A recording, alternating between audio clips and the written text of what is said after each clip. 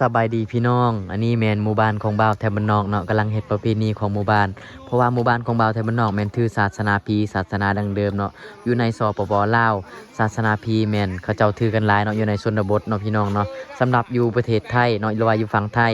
ยังถือศาสนาพีอยู่บ่พี่น้องจังได๋ก็คอมเมนต์มาบอกบ่าวไทยบ้านนอกหน่อยเด้อพี่น้องตอนนี้ก็เพิ่นก็ได้ตักของกินมาเนาะเป็นแกงหรือว่าอ้อเนาะประมาณนี้พี่น้องเนาะโอ้มีไข่ไก่พ่นนำเนาะ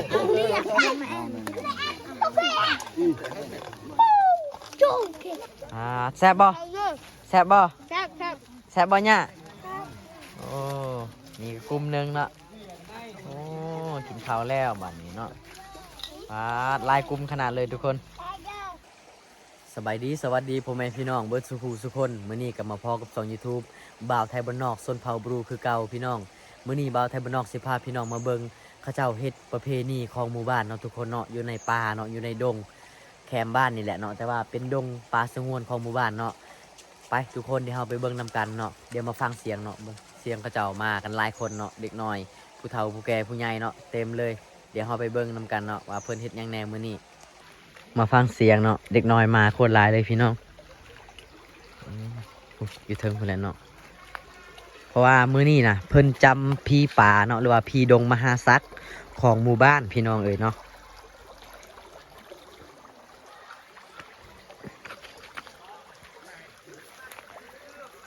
และมื้อนี้นะเพิ่นมีอัน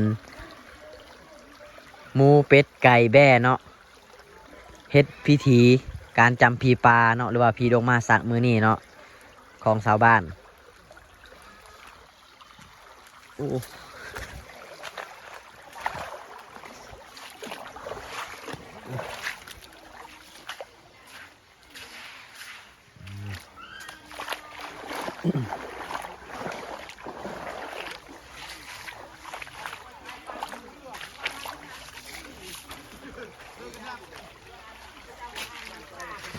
พระเจ้าถือข้าวถือน้ำมาเลยได้พี่น้องเนาะเฮ็ดพิธีแล้วก็กินข้าวปลาเนาะกินแพะหมูเป็ดไก่นี่แหละเนาะเบิ่งเด็กน้อยมาลายเลย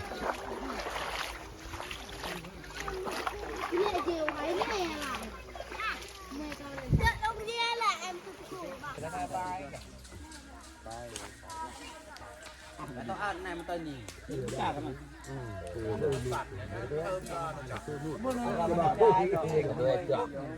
รักลำแปะยาเลยนายเยอะหยอกนี่ตำแปะนายเยอะตำบุกมันจะไม่มุดเลยไม่ได้หลอกนะมั้งกลับมาก็ปนายยาวหลังจบกันไอ้บุ้งเป็นจานนึงเนี่ยหนักหนักแต่อันนี้ก็คือสาวบ้านกำลังครัวโตแพะน้องพี่น้องเพื่อเอามาเฮ็ดประเพณีเนาะการจำเนาะเบิ่งเด็กน้อยเอาติบเขามาลายเลยคนละติบเนาะก็มากินข้าวปลาทุกคน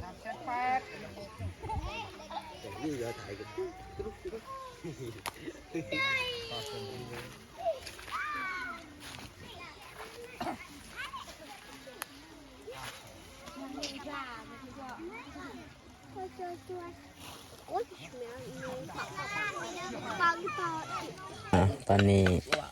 สาวบ้านกำลังซอยกันแต่งกินเนาะแต่งกินตัวแพะเห็ดลาบพี่น้อง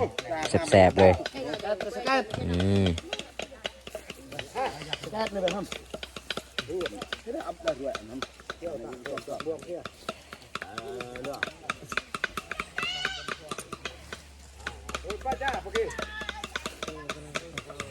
ในหม้อฝนกระต้มกระดูกแบเนาะ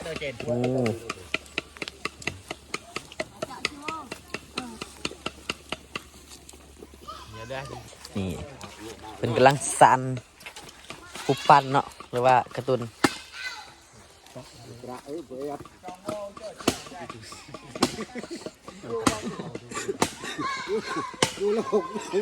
สั่นหุ่นเนาะ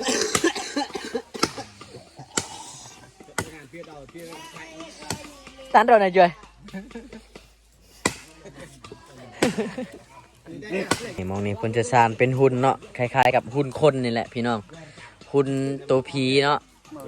ดงมาสักเนาะประมาณนี้แหละนี่มองนี่เป็นมองที่เพิ่นจำหรือว่าเอิญผีอยู่ในดงที่มาสักลงมากินข้าวกินน้ำเนาะกิน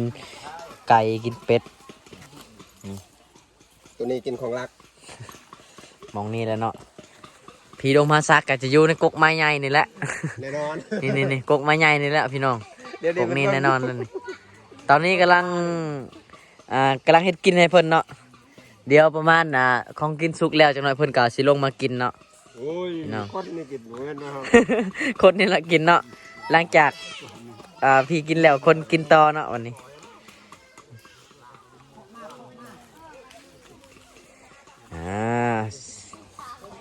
มัดไว้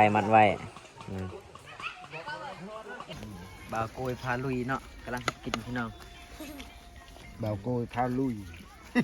บ่าวโกยพาลุย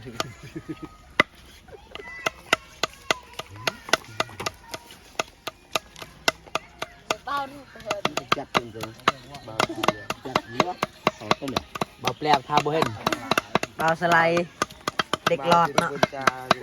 เด็กหลอดไม่ไผ่โอ้เด็กน้อยมาหลายเนาะวันนี้พี่น้องเด็กน้อยกันหลายผู้ใหญ่กันหลายเนาะคาเบตัวหนึ่งหักแล้วกินข้าวปลาแสบหักเลยพี่น้องเลยหลังจากเพิ่นฮิตแล้วก็แต่งกินแหละสู่ลูกสู่หลานสู่พี่สู่อ้ายกินน้องพี่น้องนี่แหละประเพณีของชนเผ่าบรูตรีเนาะอยู่ในชนบทสปป.ลาวพี่น้องที่เฮ็ดประเพณีแบบนี้แล้วเนาะคือเฮาเฮ็ดประเพณีพี่ป่าพี่ดงแล้วเฮาก็จะมาเฮ็ดให้เฮ็ดชวนได้เนาะถ้าเกิดว่าเฮายังบ่ทันจำพี่ป่าพี่ดงแม่นเฮาจะทางป่าทางสวนเฮ็ดสวนปลูกเขาบ่ได้เนาะทุกคนเนาะถ้าเฮาบ่เฮ็ดประเพณีแบบนี้เนาะแต่มื้อนี้เพิ่นเฮ็ดแล้วสำหรับมื้ออื่นผู้ใดอยากเฮ็ดให้เนาะหรือว่าทางป่าก็ได้แล้วบ่ได้คลำหยังเนาะ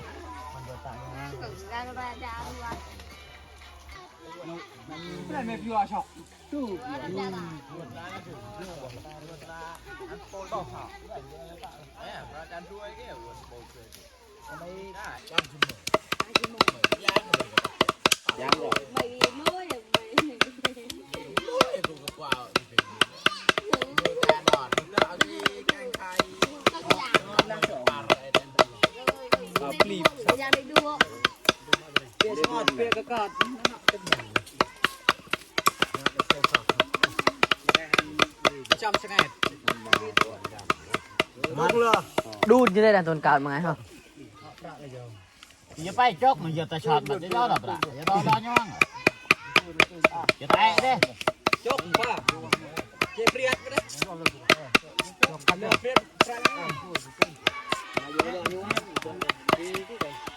มันจ่าจะไปไปจะยังก็เบิ่มระเลย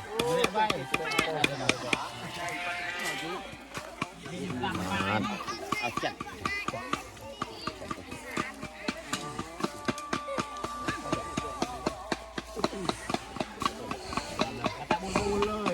บ่มีไก่เนาะมีแต่ไข่เนาะแสดงว่าไข่เกิดก่อนแหละไข่เกิดก่อนไข่เกิดก่อนไก่พี่น้องเห็นบ่มีโตไก่มีแต่ไข่โอ้มื้อนี้โคตรได้บรรยากาศแล้วก็กินข้าวคือสิแซ่บหลายเนาะพี่น้องเนาะเพราะว่าเด็กน้อยมาเต็มเลยเนาะแล้วก็ผู้ใหญ่ก็มาหลายปาดกินข้าวปลามื้อนี้แซ่บคักเลยพี่น้องนี่แหละเนาะชนบทลาวชนเผ่าบรูเนาะที่ถือศาสนาพีศาสนาดังเดิมเนาะเมื่อหอดยามมันแล้วกะเฮ็ดประเพณีเนาะหรือว่าจำหีดจำคล้องตามความเชื่อของคนในชนบทสปป.ลาวพี่น้องเนาะถ้าเกิดว่าบ่จำพี่ดงพี่ป่าก็ย่านเจ็บไข้เนาะประมาณนี้เลยพี่น้องเนาะถ้าเพิ่นจำแล้วเพิ่นกะสิขอโชคขอให้ลูกหลานที่อยู่ในชนบทให้อยู่ดีมีแห้งเนาะประมาณนี้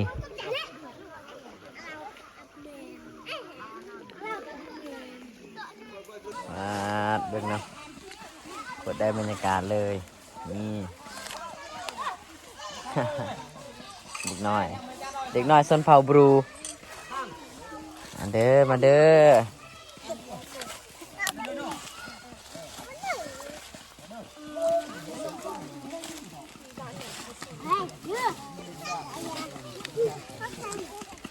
cho sai ครับเอ้ยใส่กระดาษสบายดีพี่น้อง อันนี้แมนหมู่บ้านของบ่าวแถวบ้านนอกเนาะกำลังเฮ็ดประเพณีของหมู่บ้านเพราะว่าหมู่บ้านของบ่าวแถวบ้านนอกแมนถือศาสนาพีศาสนาดังเดิมเนาะอยู่ในสปปลาวศาสนาพีแมนเขาเจ้าถือกันหลายเนาะอยู่ในชนบทเนาะพี่น้องเนาะสำหรับอยู่ประเทศไทยเนาะหรือว่าอยู่ฝั่งไทยยังถือศาสนาพีอยู่บ่พี่น้องจังใดก็คอมเมนต์มาบอกบ่าวแถวบ้านนอกเด้อพี่น้องอันนี้แมนเขาเจ้ากำลังคั่วเป็ดคั่วไก่เนาะหรือว่าคั่วหมูเนาะเพื่อจำให้พี่ดงพี่ป่าพี่มาซักมากินเนาะอันนี้เป็นความเชื่อของชาวบ้านเนาะทุกคนเนาะหลังจากจำแล้วเนาะเพื่อนกาคิดว่าให้เพื่อนเฮ็ดประเพณีจำให้พี่มาดงกินเนาะแล้วก็เฮ็ดแบบนี้เพื่อให้ลูกหลานอยู่สุขสบายเนาะบ่มีเจ็บบ่มีใครพี่น้องเนาะแล้วก็ก่อนเสียให้เฮ็ดสวนทางป่าทางดงก็ต้องได้เฮ็ดประเพณีแบบนี้ก่อนเนาะจังจะเฮ็ดได้พี่น้องนี่กระเจ้ากำลังแต่งกินเนาะพี่น้องเดี๋ยวจังหน่อยสิเก็บภาพบรรยากาศเด็กน้อยหรือว่าผู้ใหญ่กินข้าวปลาจังหน่อยเนาะมาเด้อพี่น้องมากินข้าวปลานำกันเลยมื้อนี้เนาะพี่น้องตอนนี้ก็พ่อใหญ่เพิ่นกำลังจัดพิธีเนาะเพื่อเอิ้นจิตวิญญาณพี่มาดงมาสักลงมากินข้าวกินน้ำกับเพิ่นเนาะนี่ประมาณนี้เลยเนาะนี่คือพิธีเนาะสิมีเป็ดสิมีไข่ไก่เนาะแล้วก็ตัวแบพี่น้องแล้วก็มีเหล้าขาวตุ่มนึงเนาะโอ้พี่น้องตอนนี้ก็ของกินสุกเป็นที่เรียบร้อยเนาะอันนี้คือกระดูกแบเนาะเพิ่นเฮ็ดออกเนาะพี่น้องเนาะเบิ่งเนาะเด็กน้อยก็ฮู้จักแล้วว่าของสุกแล้ววันนี้เนาะของกินสุกแล้วเพิ่นก็จับถ้วยจับบวงเนาะเพื่อสิมาตักกินจังหน่อยเนาะเดี๋ยวจังหน่อยสิให้ผู้ใหญ่เพิ่นแบ่งเนาะประมาณนี้เลยทุกคนโอ้จัดเพิ่นจับถ้วยไว้ทาเลยทุกคนเนาะถ้วยไฟถ้วยมันเด้อบัดนี้เด้อไฟถือถ้วยใหญ่ก็ได้กินหลายเนาะไฟถือถ้วยน้อยก็ได้กินน้อยพี่น้องตอนนี้ก็เพิ่นก็ได้ตักของกินมาเนาะเป็นแกงหรือว่าอ้อเนาะประมาณนี้พี่น้องเนาะโอ้มีไข่ไก่พ่นนำเนาะ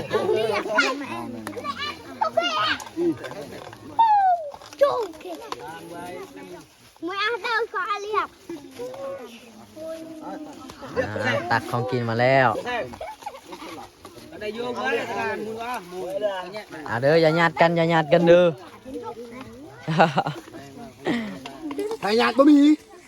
ตำดังโอ้คือล่ะไม่ได้เลยเรียบเลยจะเอาได้ก่อนเบิ้งพี่น้องวันนี้เพิ่นกำลังกินข้าวเนาะวันนี้เนาะโอ้เด็กน้อยงับก้อนแล้ววันนี้เนาะปลาตัวลายกลุ่มขนาดเลยพี่น้องเอานี่แหละโอ้กินข้าวปลานำกันด้วยพี่น้องแซ่บๆเด้อมื้อนี้ลาบแบกับอ้อแบเนาะอ้อกระดูกมันประมาณนี้แหละทุกคนโอ้นี่ก็เด็กน้อยคือกันเนาะหาก็เอาเขามาแซ่บบ่แซ่บบ่แซ่บบ่เนี่ยโอ้นี่กลุ่มนึงเนาะโอ้กินข้าวแล้วบัดนี้เนาะลายกลุ่มขนาดเลยทุกคนโอ้ใจเย่จะเด้เหรอ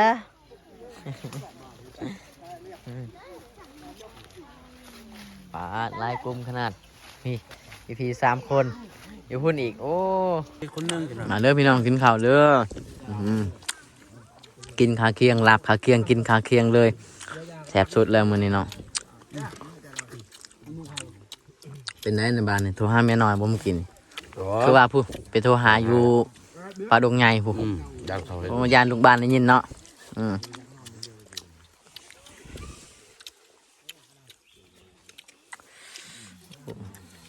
ดูบ่าวกูเนาะกินข้าวแนวแยะดูเนาะแนวแยะกันนั่นเอาซื้อเจ้าน่ะดูโอ้คักหลายพี่น้องนี่แหละเนาะวิถีชีวิตชนบทลาวชนเผ่าบรูเนาะพี่น้องกินข้าวปลาเนาะมื้อนี้โอ้มากันหลายคนเลยพี่น้อง